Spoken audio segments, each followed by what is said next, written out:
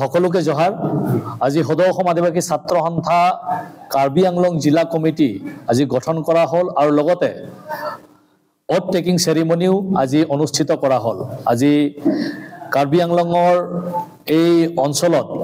লাঙিং যি আইবি আছিল এই আইবিত আজি এই অনুষ্ঠানটো অনুষ্ঠিত কৰা হৈছে আৰু ইয়াত বহুত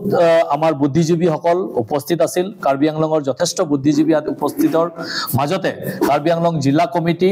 আজি গঠন আৰু ওথ টেকিং সেৰিমনি আজি কেন্দ্ৰীয় কমিটিৰ তৰফৰ পৰা আমি আমাৰ যি দায়িত্ব আছিল সেইখিনি আমি কৰিলো আজি কাৰ্বি আংলং জিলা কমিটিত ভালকৈ কাম কৰি যাবলৈ আদিবাসীসকলৰ বিভিন্ন সমস্যা সমাধানৰ কাৰণে আজি কাৰ্বি আংলং জিলা কমিটিৰ সভাপতি হিচাপে সুনীল ডুংডুং ডাঙৰীয়াক সভাপতিত্বৰ দায়িত্ব দিয়া হ'ল আৰু মনোজ সূৰ্যবংশী ডাঙৰীয়াক সেক্ৰেটাৰীৰ দায়িত্ব অৰ্পণ কৰি কাৰ্বি আংলং জিলা কমিটিক আচাৰ সংবিধান মতে আৰু আদিবাসী জাতিৰ যি অধিকাৰ আছে যি হিত আছে সেই হিচাপে কাম কৰিবৰ কাৰণে তেওঁলোকক দায়িত্ব অৰ্পণ কৰিছে আজি কাৰ্বি আংলঙৰ বিভিন্ন বুদ্ধিজীৱী মহলে আজি তেওঁলোকক এই দায়িত্ব সেই কাৰণে অৰ্পণ কৰিছে যাতে আচাৰ যি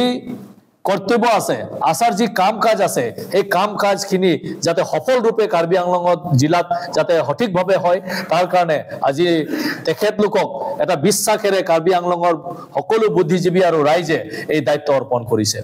আমি সদৌ অসম আদিবাসী ছাত্ৰ সন্থা কেন্দ্ৰীয় সমিতিৰ তৰফৰ পৰা আমি আজিৰ অনুষ্ঠানটোত ভাগ লৈ অতি ধন্য মানিছো কাৰণ আজি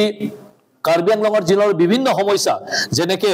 আজি আমি জানো যে কাৰ্বি আংলঙত আমাৰ কোনো পলিটিক্যাল ৰাইটস নাই আজি কাৰ্বি আংলঙৰ আমাৰ যিখিনি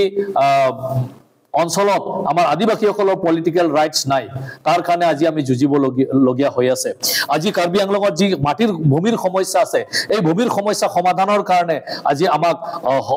আশা হিচাপে সক্ৰিয় এটা আশা কমিটি হিচাপে আমাক কাম কৰিব লাগিব যে আদিবাসীৰ হিত কাৰণে কাম কৰি যাব আজি আমাৰ আদিবাসীসকলৰ বিভিন্ন সমস্যাৰ ভিতৰতে আজি আমাৰ নিবনুৱা সমস্যাটো অতিকৈ বেছি কাৰ্বি আংলং জিলাত আমি দেখা পাইছো আৰু আমাৰ আদিবাসী ভাই ভনীসকল কাৰ্বি আংলঙত বহুত এই নিবনুৱা হিচাপে তেওঁলোকে কাম কাজ নাপায় তেওঁলোকে বঞ্চিত হৈ আছে পঢ়া লিখা কৰাৰ পাছতো তেওঁলোকে বঞ্চিত হৈ আছে এনেবোৰ সমস্যাক আমি কেনেকৈ কাম কৰি যাম আৰু সফল ৰূপে আমি কাম কৰি যাম তাৰ কাৰণে কাৰ্বি আংলং জিলা কমিটিয়ে আজি শপত লৈছে আজি তেওঁলোকে শপত লৈছে যেনেকৈ আজি যিমান লাহৰি আৰু নিৰ্মল কুমাৰ টি ষ্টেট নিচিনা বাগানক উচ্ছেদ কৰি পেলাই আমাৰ আদিবাসীসকলক যেনেকৈ খেদি পঠিয়াইছে আমাৰ ভূমি উচ্ছেদ কৰি দিছে তেওঁলোকৰ হক কাৰণে তেওঁলোকৰ অধিকাৰ কাৰণে আজি মাত মাতিবৰ কাৰণে কোনো নাই আজি তেওঁলোকে কি ধৰণে জীয়াই আছে তাৰ কাৰণে মাত মাতিবলৈ আজি কোনো নাই তাৰ কাৰণে আজি নতুন কমিটিখনে আজি শপত লৈ পেলাই ৰাইজৰ আগত শপত লৈ পেলাই যা কাৰ্বি আংলং জিলাৰ প্ৰত্যেকটো সমস্যাৰ আগত তেওঁলোকে থিয় দিব কাৰ্বি আংলং জিলাৰ প্ৰত্যেকটো আদিবাসী ৰাইজৰ যি সমস্যা আছে দুখ আছে তাৰ কাৰণে থিয় দিবলৈ আজি কাৰ্বি আংলং জিলাৰ সকলো আদিবাসী ৰাইজ আৰু যিমান বুদ্ধিজীৱীসকলে আজি এই নতুন কমিটিক প্ৰস্তাৱ দিছে আৰু এই নতুন কমিটি আজি গঠন কৰা হ'ল আৰু কেন্দ্ৰীয় হিচাপেও আমি তেওঁলোকক অনুমোদন জনাইছো তো মই ধন্যবাদ জনাও আৰু তেওঁলোকক মই কংগ্ৰেচুলেশ্যন প্ৰথমে আপোনালোকক জহাৰ আজি কাৰ্বি আংলং আদিবাসী ছাত্ৰ সন্থাৰ নতুন জিলা সমিতিৰ শপত গ্ৰহণ হয় আৰু মই শ্ৰী মনোজ সূৰ্যবংশী সেক্ৰেটাৰী হিচাপে শপত গ্ৰহণ কৰোঁ আৰু চেণ্ট্ৰেল কমিটিৰ উপস্থিতিত আজি আমি গোটেই কাৰ্বি আংলং ডিষ্ট্ৰিক্ট কমিটিটো এপ্ৰুভেল পাওঁ মই আজি প্ৰথম শপত গ্ৰহণ কৰি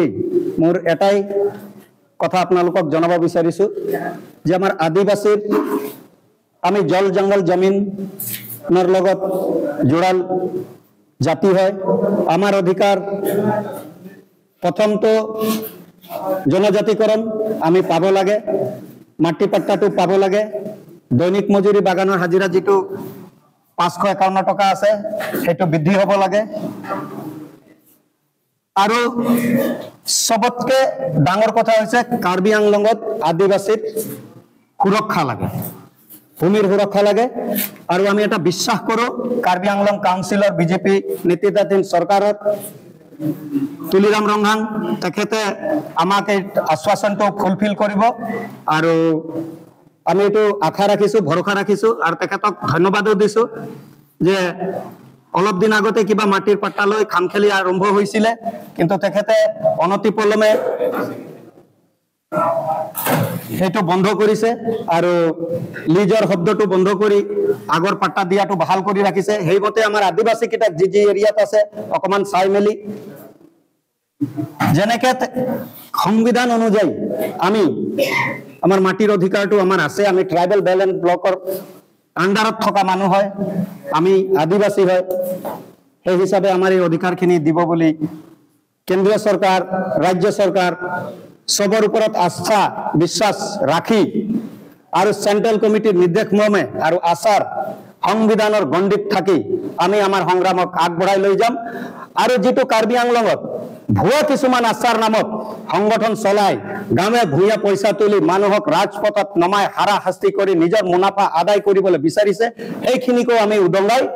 ৰাইজৰ আগত তেখেতৰ মুখাটো খোল খুৱাবলৈ আমি প্ৰতিশ্ৰুতিবদ্ধ। ধন্যবাদ। প্ৰথমে মই মিডিয়া বন্ধুসকলক ধন্যবাদ জ্ঞাপন কৰিছোঁ। আজি লাঙিন লেম্পছ আইভিত অনুষ্ঠিত হোৱা আমাৰ এই শপত গ্ৰহণ অনুষ্ঠানত আমাৰ কেন্দ্ৰীয় সমিতিৰ বিষয়ববীয়াসকলে আহি আমাক শপত পাঠ কৰালে আৰু পৰৱৰ্তী দিনত আমি আশা কাৰ্বি আংলং জিলা কমিটি হৈ আমাৰ আদিবাসী ৰাজ্যৰ যি সমস্যা আছে, প্ৰথমে আমাৰ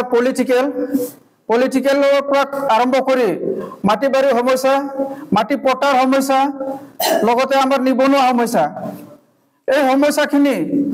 আমাৰ মেজৰ সমস্যা। এই সমস্যাৰ ওপৰত আমি মাত মাতি যাম। আমি ঐক্যবদ্ধভাৱে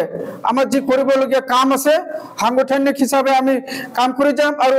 আমাৰ যি আশা চেন্ট্ৰেল কমিটিৰ যিটো সংবিধান আছে, এই সংবিধানৰ আদৰ্শ মানি আমি পৰৱৰ্তী সময়ত ঐক্যবদ্ধ হৈ আমাৰ কামখিনি আগুৱাই লৈ যাম। আৰু যি বৰ্তমান চৰকাৰ আমাৰ কেন্দ্ৰীয় সমিতিৰ পৰা আৰম্ভ কৰি যিমান জিলা সমিতি, আঞ্চলিক সমিতি হয়, আমি ঐক্যবদ্ধভাৱে চৰকাৰৰ আমি প্ৰাপ্য দাবীসমূহ বিচাৰি আহি আছো আৰু আশা কৰো এই 2026 চনৰ ইলেকশ্যনৰ আগে আগে আমাৰ এই দাবীসমূহ পূৰণ কৰে, আমাৰ বিশ্বাস আছে। আৰু যদিহে নকৰে পৰৱৰ্তী সময় আমি কি পদক্ষেপ ল'ব লাগিব আমি কেন্দ্ৰীয় আৰু জিলা সমিতিৰ ডিসকাস মৰ্মে, আলোচনা মৰ্মে আমি ল'ম। আৰু বেছি নকওঁ, মই আমাৰ কেন্দ্ৰীয় সমিতিৰ বিষয়ববীয়াসকলক ধন্যবাদ দি ইমানতে সামৰো। ধন্যবাদ।